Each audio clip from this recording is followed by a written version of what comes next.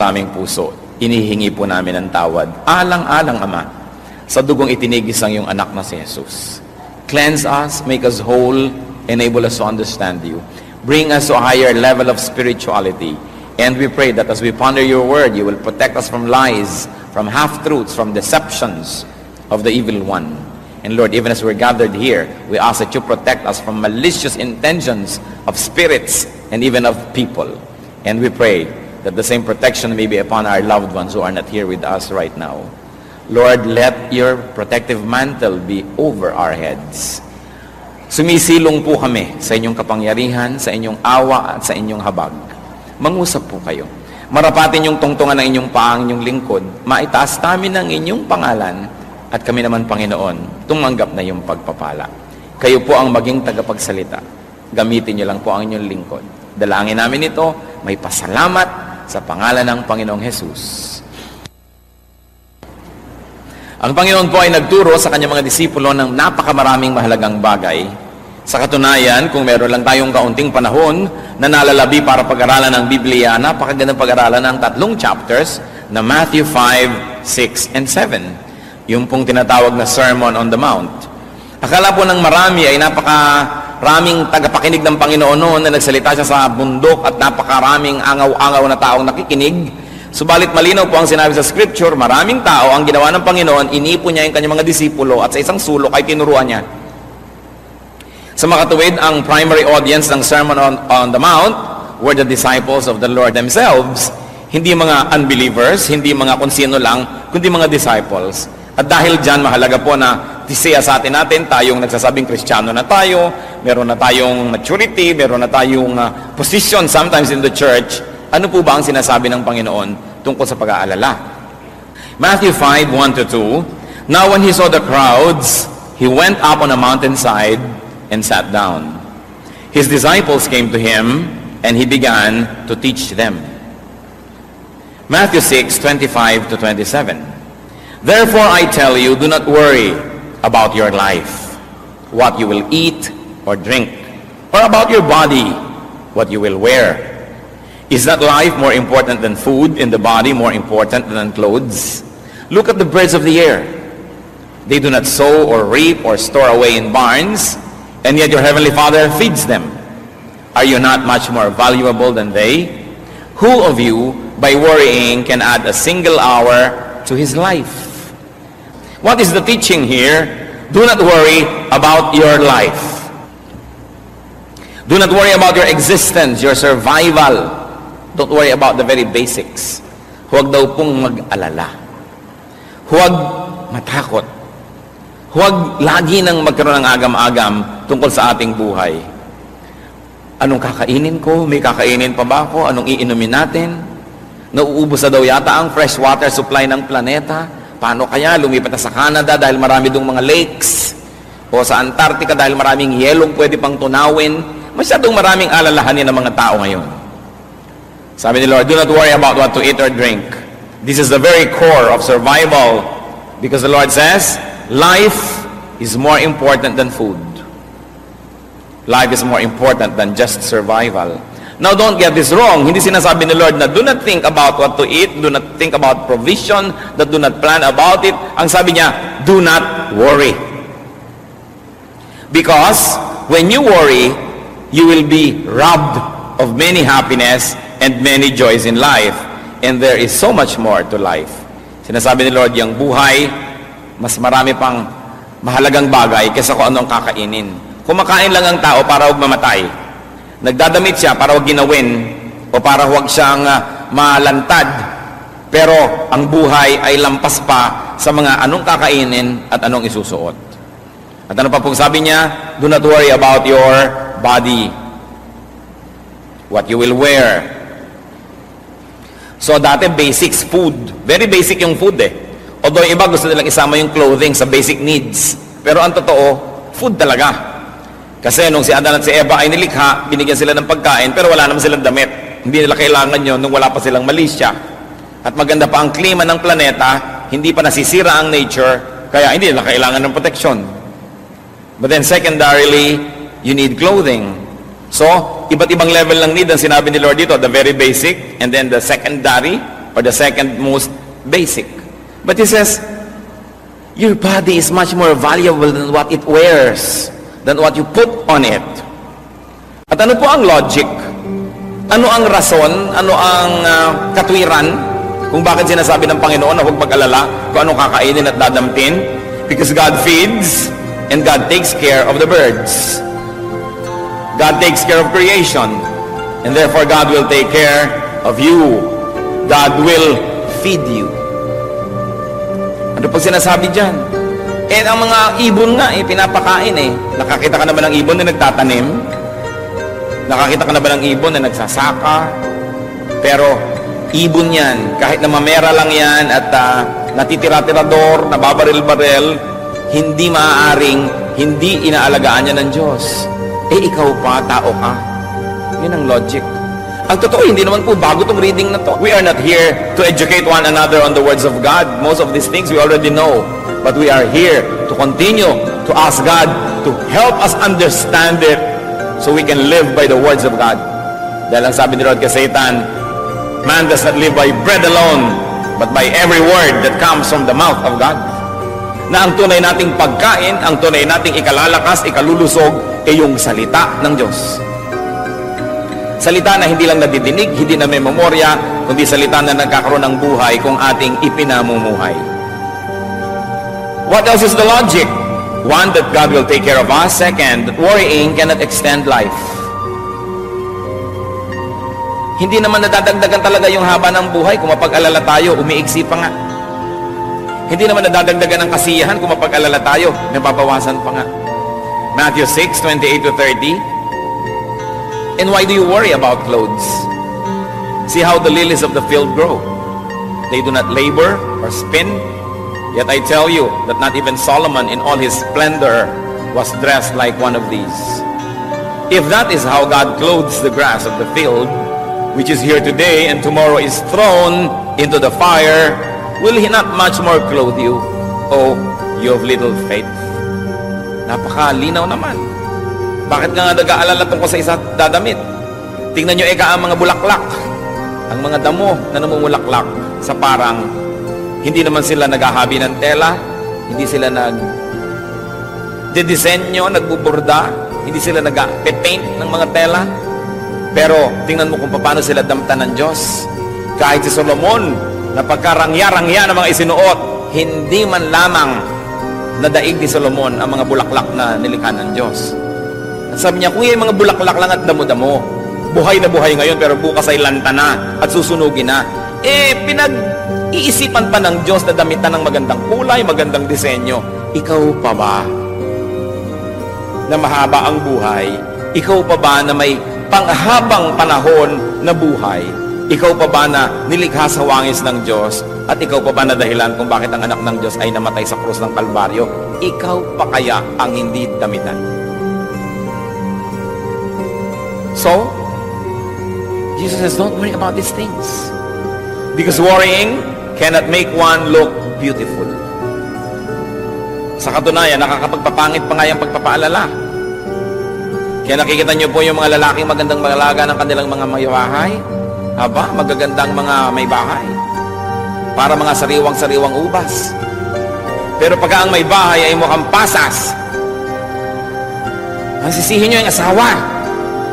Hindi mo yata inaalagaan ng puri. Hindi mo yata inaalagaan na magtiwala siya at huwag siya mag-alala kung wala ka. Kaya na yan, nagkanda, tuyot-tuyot na. Pero ang tao pag inaalagaan, gumaganda.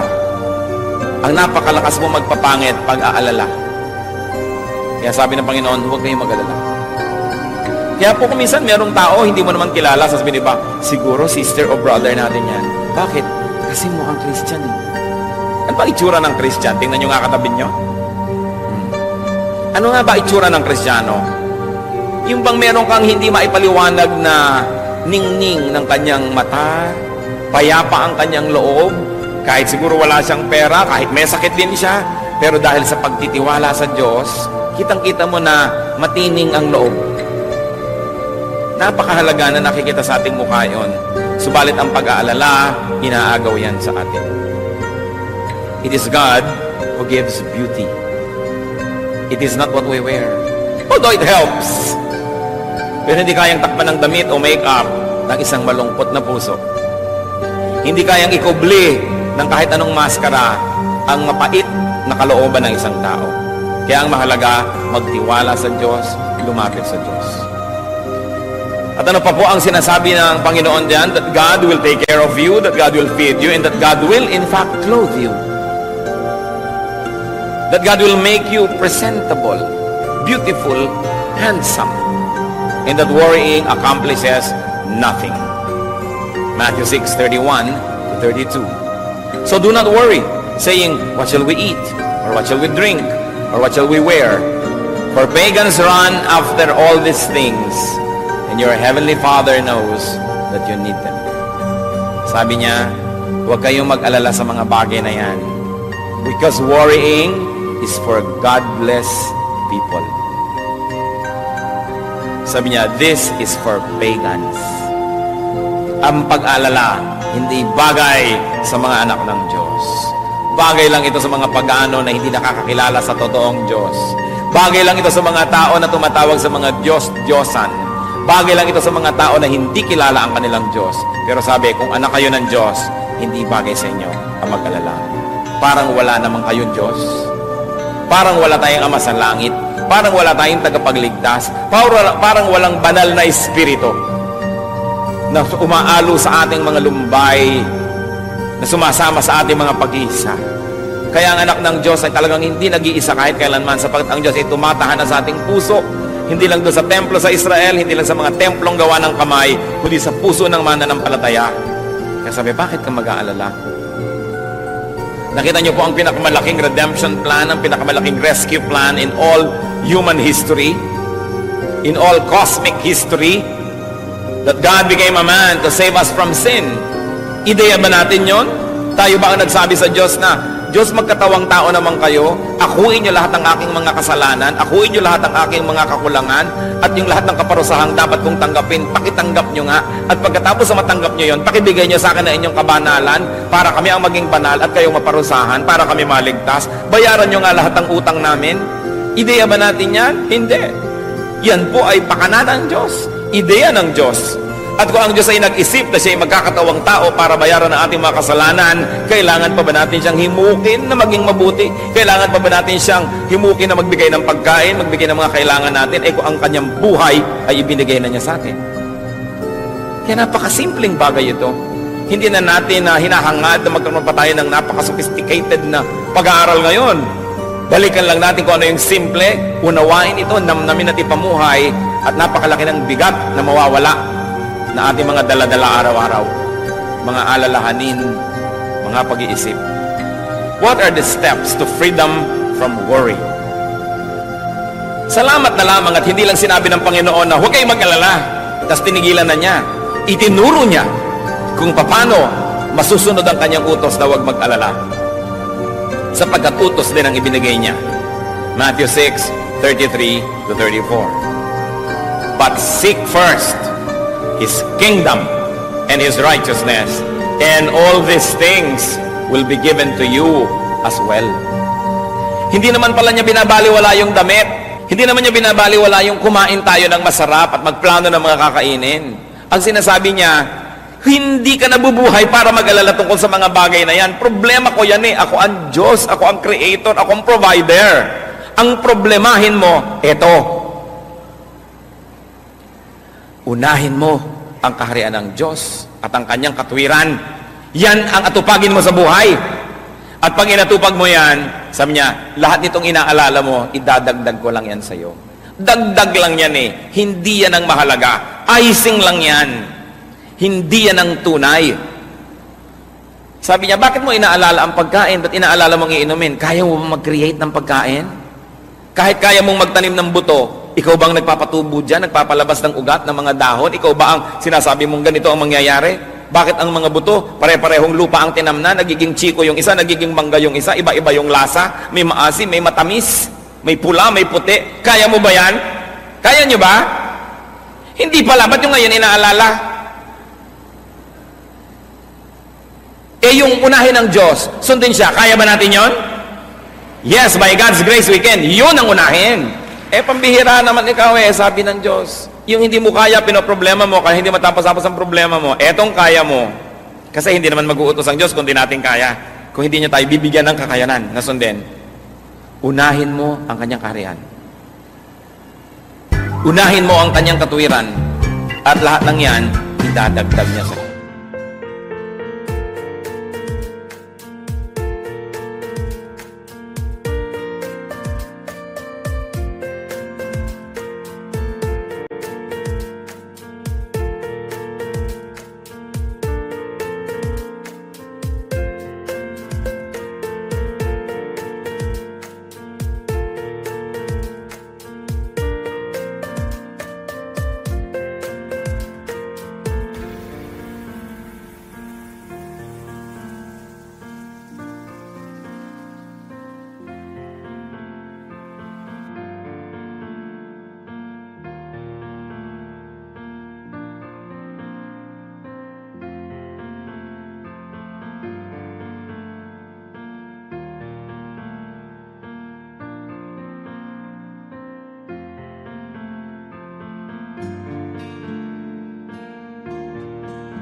kayo. Verse 34. Therefore, kaya merong therefore do not worry about tomorrow, for tomorrow will worry about itself. Each day has enough trouble of its own. So what are the steps to freedom from worry? First is to prioritize God's kingdom. Unahin ang kanyang kaharian. At yung kaharian niya, hindi lang yung bababa mula sa langit, hindi lang yung pagdating ng panahon, yung nasa puso na natin, that we have to expand God's kingdom in our hearts and in the world. Ang kaligtasan natin at kaligtasan ng iba, ang kanyang katuwiran, ang kanyang righteousness, unahin. Unahin natin na maging mabuti, mabait, makadiyos, malinis. Yun ang unahin natin. Kasi yung iba, inuuna nila na magkapera, magkaroon ng isusuot, magkaroon ng kakainin, kaya ang kaluluwa ibinebenta kay Satanas. Di bali na magkasala ako, mandadaya ako, magnanakaw ako, kasi kailangan kong kumain, kasi kailangan ko magkadamit, kasi kailangan ko ng pambayad sa kuryente, sa tubig, tuition fee ng mga bata, etc., etc. May sakit ang nanay ko, sa mga agaw ako ng cellphone, ng may cellphone. Sabi ni Lord, lahat ng bagay na kailangan nyo, kaya kong ibigay. Ang gawin nyo, pumwesto kayo doon sa lugar na dadaanan ng pagpapala ko. At yung lugar na yon, yung lugar ng kabanalan, lugar ng pagiging makadiyos. At pag doon ka lumagay, ang Diyos ang may problema kung paano kanya bibigyan ng iyong kailangan. Yung iba sa paghahanap nila ng kanilang mga kailangan sa buhay, lalong lumalayo sa Diyos. Kaya lalong nakakalubog-lubog, lalong nakakawindang-windang ang buhay, at lalong napapahamak. Sabi ni Lord, gusto nyo ng mga kailangan nyo sa buhay? Ako ang nakakapagbigay niyan. Pag gusto ko magbigay, hindi ako kailangan pilitin. At kung ayaw ko, hindi rin ako napipilit na magbigay. Bakit hindi mo ko bigyan ng kasiyahan? Pag tayo nabubuhay ng ayon sa wangis ng Diyos, kasi tayo ginawa sa wangis niya, nilikha sa wangis niya, nasisiyahan siya. At kung nasisiyahan ba ang Diyos, napakahirap para sa Kanya na mag-blow out. Napakahirap pa sa Kanya na magbigay ng mga gusto niyang ibigay sa atin. Kaya ang dapat nating unahin, masiyahan ang Diyos sa ating pag-iisip, pananalita at pamumuhay. At pagkatapos, siya ang may problema kung paano tayo papakanin. Parang mga anak, pinag-aaral ka ng magulang mo, ang problemahin mo, mag-aaral kang mabuti, ipasa mo ang iyong mga subjects, huwag kang mag-drugs, huwag kang mag-premarital sex, huwag kang nobyo-nobyo agad ang inaasikaso. Yun ang problemahin mo. At yung magulang mo naman, ang problema ng ipangbabayad mo sa school, kakainin mo, ibabayad sa kuryente na ginagamit mo sa mga ilaw mo sa bahay. Kasi mayroon tayong ganong role. Ang role ng Ama is to provide for us. Ang role natin, sumunod. Sumunod. Bigyan siya ng kasiyahan. At sabi, all these things will be added unto you. Why? Because you have placed yourself under God's governance, under God's economy, under God's care. Pag tayo po nagpakabuti, sa negosyo, fair ka, di ka nandadaya. Empleyado ka, di mo dinadaya ang iyong employer. Employer ka, hindi mo dinadaya ang iyong mga empleyado. Sasabihin ng logic ng mundo, ay, lugi ka. Because you can get more by cheating. Pero pag sumunod po tayo sa Diyos, inuna natin ang kanyang kabutihan, ang totoo nun, ang ginagawa natin ay nagpapasakop tayo sa kanya. Meron ba kayong mga alaga sa bahay? Pagka po ba sila yung umiiyak at gustong kumain, binubugbog nyo? Hindi. Kumisa nga yung ribbon ng aso, ribbon din ng amo eh. Kung ano yung suot ng amo, suot ng aso rin. Pagka ba yung pet ninyo ay nagiginaw, eh lalo nyong binubusan ng yelo? Pagka ba may ibon na dumapo sa inyong bintana dahil may bagyo at sira-sira ang pakpak niya, sabi niyo, ay mahina ang ibong to, ano gagawin niyo? Dudurugin mong ibon? Hindi. Aalagaan mo dahil dumapo sa iyong bintana, nagpapaampon sa iyo. Sa palagay niyo, anong gagawin ng Diyos kung sa Kanya tayo nagpapaampon? Kakawawain ba tayo? Dahil sumusunod ka sa akin, masyadong honest ka sa negosyo, pues malulugi ka. Ganon kaya yon? Dahil hindi ka nandadaya, hindi mo ginagaya yung ginagawa ng iba na mabilis kumita, lagot ka, kawawa ka sa akin. Yun kaya ang gagawin ng Diyos? Hindi. Kung inaalagaan natin ang mga hayop, maski tayo ay tao at taong makasalanan, marunong tayo mag-alaga ng mga nagpapaampon sa atin, nagpapakupkup at nagpapaalaga. Diyos pa kaya ang hindi mag-alaga sa nagpapakupkup sa Kanya? Kaya ang dapat nating unahin sa buhay, to surrender to God, to seek God's protection, and to live by God's decrees. Because God is an infinitely better, in fact, He is the best keeper. Hindi ka pwedeng malugi dahil sumunod ka sa Diyos. How else do you step away from worry? Do not fast forward life's concerns. Yung kasing fast forward, hindi pa dumadating doon, pwede mo na i-forward yung tape, yung pelikula, kahit ano. Pero ang tinuturo po sa atin is to tackle only immediate concerns. Because today's grace is good only for today's needs. Tomorrow's troubles will be allotted God's grace tomorrow. Do not extend God's grace for today to tomorrow's issues. Ano po ang katuruan ng Panginoon? Binibigyan kita ng lakas para sa mga ipinapagawa ko sa iyo ngayon. Binibigyan kita ng kakayahan para sa mga dapat mong magawa ngayon. Kaya ka nang hihina. Yung ibinibigay ko sa yung lakas na pang ngayon, fina-fast forward mo na sa problema bukas, sa problema sa Miyerkules, sa problema sa next month, sa next year. Kaya yung lakas na pang ngayon, dapat sana'y sapat, kinakapos, kasi konti na lang itinitira mo, iminumudmud mo na doon sa mga problemang di pa dumarating. Matthew 6:11, ang turo niya, give us today our daily bread. Kung ano lang po ang kailangan ko ngayon, yun lang po ang ibigay niyo sa akin. Nakita niyo po itong nagpaulan ng mana o tinapay mula sa langit ang Diyos? Ang bilin niya sa mga tao, ipunin niyo lang yung kailangan niyo para sa araw na to. Yung iba hindi nagtitiwala. Sabi, ay naku, baka hindi na umulan bukas, baka wala ng mana bukas, be wise.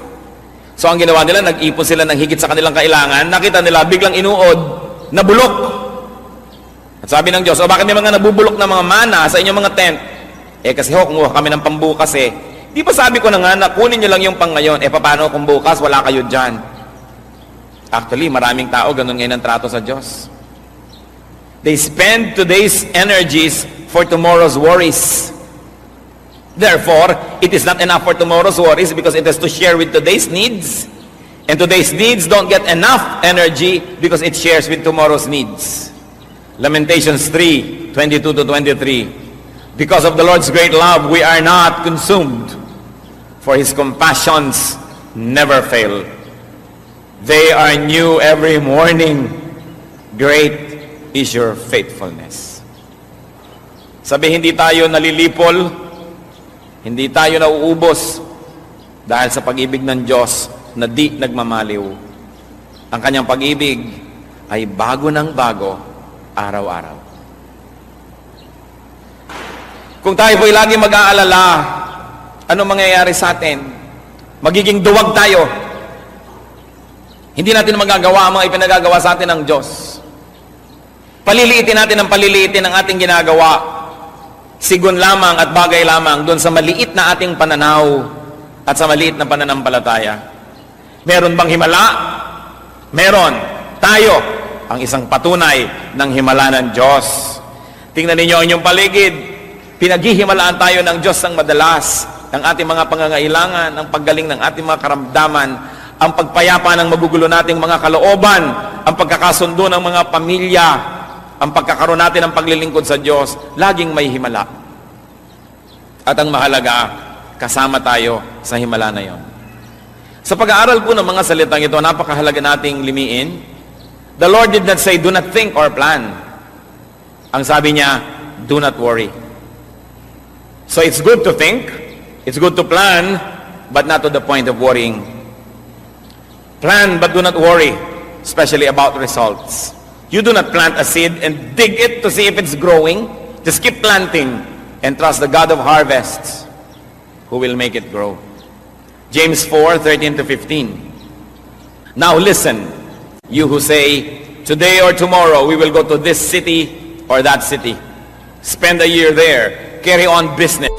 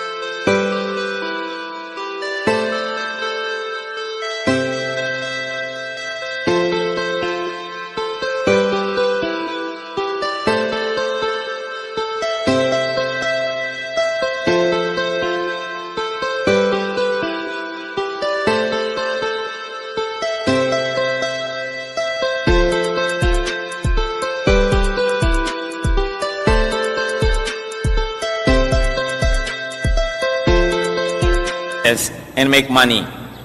Why? You do not even know what will happen tomorrow. What is your life?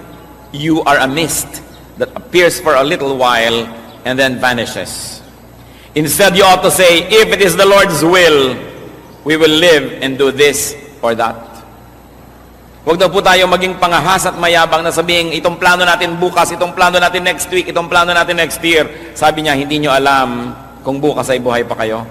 Isa lang kayong asap, isa lang kayong usok, isa lang kayong vapor. Nandyan ngayon, subalit mamaya ay wala na. Marapat daw sabihin, kung loloobin ng Diyos at buhay pa tayo at kinakasihan ang kanyang pagpapala, itong gagawin natin sa susunod na araw, sa susunod na linggo, sa susunod na buwan. Anong ibig sabihin? Yung ngayon ang harapin. Yung pangangailangan natin ngayon, nandyan ang sagot ng Diyos. Marami mga tao are on maintenance medication. Kaya lalong lumalala, iniisip, saan kaya ako kukuha ng pambili ng gamot next month? Next year? Kinukwenta yung buong halaga ng gamot ay inumin niya isang taon, kaya tuloy siya ay parang halos igupo ng kanyang mga numbers. Pero kung ngayon, binibigyan ka ng Panginoon ng gamot mo para ngayon, magpasalamat ka, magpakabuti ka, gawin mong tapat, at bukas, nandun uli ang Diyos. Huwag mag-alala. Bagamat mabuti magplano. Mabuti na nag-iisip. Subalit matapos mag-isipan at planuhin, ipasa Diyos at huwag alalahanin. Gawin lang ang pinakakayang gawin, do what is best, and leave the rest up to God. Dapat din naman kasi may plano. Sabi sa Luke 14:28, suppose one of you wants to build a tower. Will he not first sit down and estimate the cost to see if he has enough money to complete it? So God is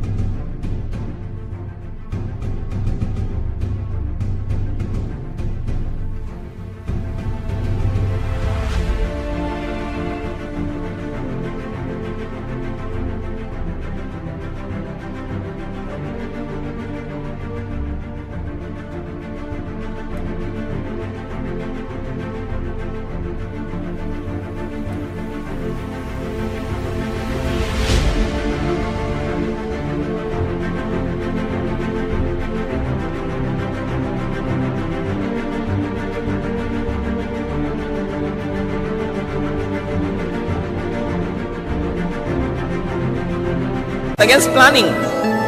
But God says, don't worry. Life is more important than food. Life is more important than livelihood. Marami pong tao may hanap buhay. Dapat naman. Pero yan ay paghahanap lang ng ikakabuhay. Huwag mabuhay para maghanap. Huwag mabuhay lang para maghanap buhay. Dapat naghahanap buhay tayo para tayo may kainin, para may isuot. At kung may lakas na ang ating katawan, may damit ng ating katawan, naghahanap na tayo ng magagawa para sa kaharian ng Diyos. Kasi tayo nabubuhay para palawakin ang kaharian ng Diyos. Hindi tayo nabubuhay para maghanap buhay. Naghahanap buhay tayo para tayo may kitain at para tayo may maitulong sa gawain ng Panginoon. Pero hindi tayo nabubuhay para lang maghanap buhay. The Christian's life must revolve around God, around God's kingdom and God's righteousness. Therefore, the Christian's life must revolve around the church. Because Colossians 1:18 says, Christ is the head of His body, the church. If the body of Christ is the church, then the church is the highest institution. The church is the most important institution. Therefore, our lives must be dedicated to the works, to the needs, and to the expansion of the church. If you believe that Christ is the head of the church and that He loves the church. Ang pagiging Kristiyano po hindi lang panglinggo. Kailangan umiinog ang buhay natin sa church ng Panginoon. Sandali lang tayo sa mundo, nakikiraan lang tayo rito. Ang tunay nating sasapitin ay ang presensya ng Panginoon. At marapat lang na pag humarap tayo sa Kanya, meron tayong maisulit at maialay sa Kanyang paanan. Ang ating mga paglilingkod, ang mga nagawa natin, bunsod na rin at tulong na rin ang mga ibinigay niya sa atin. Maghanap buhay para may kainin at damitin at para makapaghandog sa Diyos. Subalit kung hanap buhay lang ang ginagawa natin at wala nang iba, hindi tayo nilikha ng Diyos para maghanap buhay. Nilikha niya tayo, nasabi sa Bible, to do the good works that He has prepared in advance for us to do. Bawat isang tao may itinakda ang Panginoon. Ito ang mga dapat mangyari sa kanyang lifetime. Ito ang mga dapat niyang matupad. Ito ang dapat na makamit. Kaya tingnan po natin anong kalooban ng Diyos para sa atin. Kaya habang tayo naghahanap buhay, nag-aaral, meron tayong mga pamilyang inaalagaan, meron tayong mga hobbies, meron tayong pinagkakaabalahan, we must be free enough to serve. And we must be free enough to have a ministry. Because we were created by God for good works, which He prepared in advance for us to do. Failure means only this, being unable to accomplish the works that God has willed that will be done in our lifetime. Mahalaga po na magtagumpay tayo sa larangan na yan. And yet, through all this, be free from worry. Many people cannot serve God because they worry too much. They worry, hindi ko yata kayang gawin, wala yata akong kayanan, wala na yata akong oras, hindi ko na yata kayang gawin. Gawin ninyo at sa kanyo mapapatunayan. Sabi ni Lord, do this. And all the things you think about will be added to you. Revelations 22 verse 12 is clear. Ang sabi ng Panginoon sa kanyang pagharap sa mga taong humarap sa kanya sa huling paghuhukom ay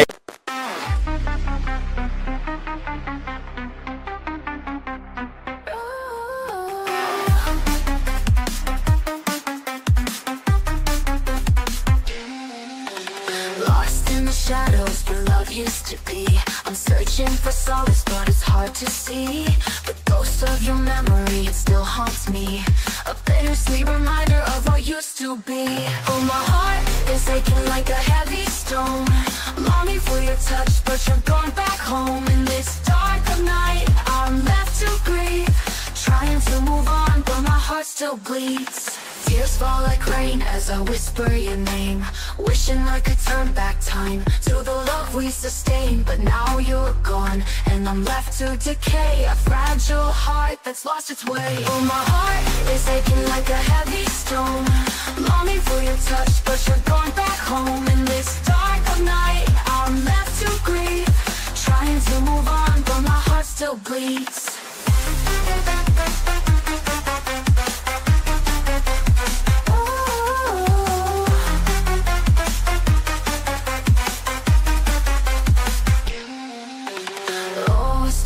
Shadows were your name, wishing I could turn back time to the love we sustained, but now you're gone, and I'm left to decay, a fragile heart that's lost its way. Oh, my heart is aching like a heavy stone, longing for your touch, but you're gone back home. In this dark of night, I'm left to grieve, trying to move on, but my heart still bleeds. Maybe someday I'll learn to love again, but for now I'm trapped in this heartbreaking pain. Maybe someday I'll find my way back to the light, but until then I'll hold on to the memories of our night. Oh, my heart is aching like a heavy stone, longing for your touch, but you're gone back home. In this dark of night, I'm left to grieve, trying to move on, but my heart still bleeds.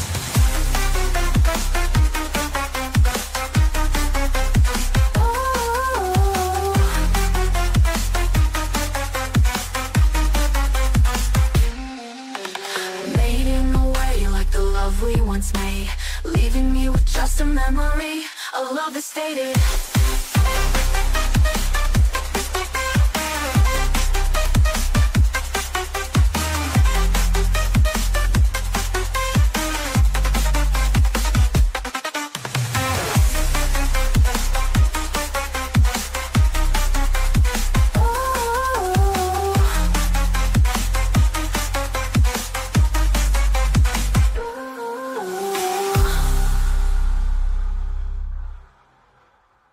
He will give to everyone according to what he has done.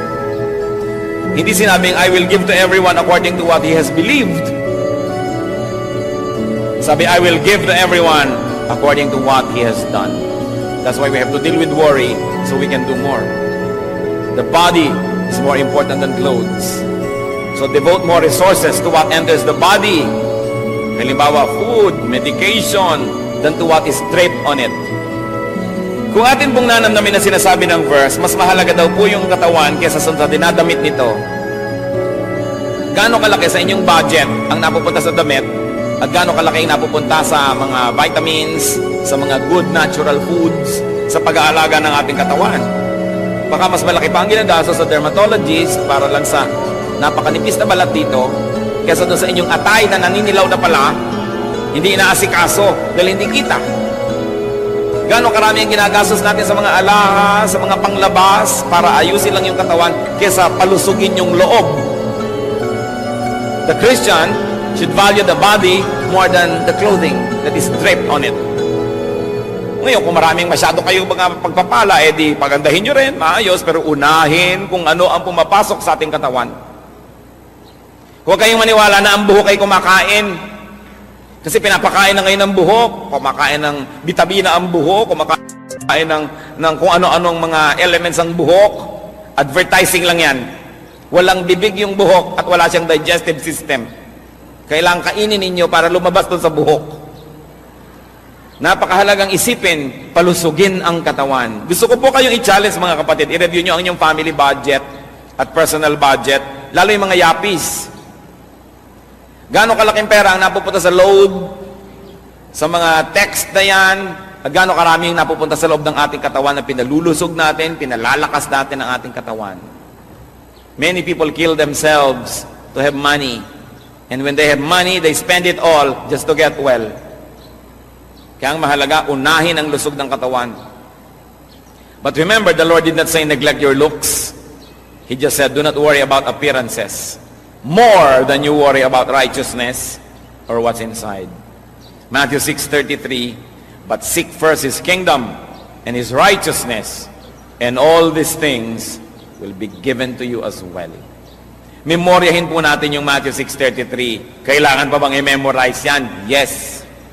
Matthew 6:33. But seek first, tayong sabay-sabay, but seek first His kingdom and His righteousness, and all these things will be given to you as well. Do not worry. Seek God's kingdom and righteousness. And remember who you are. Who are you? You are God's child. So you pray to your Father who listens and take care of seeking God's kingdom and righteousness, and God will take care of everything else. Salamat, Panginoon, sa inyong mga paalala.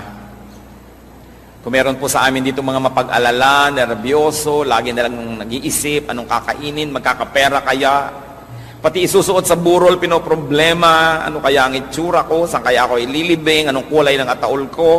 Ituro niyo po sa amin, Panginoon, kung anong tunay na mahalagang isipin. At yun ay kayo na rin na nagsabi, unahin ang inyong kaharian, unahin ang inyong kaharian, unahin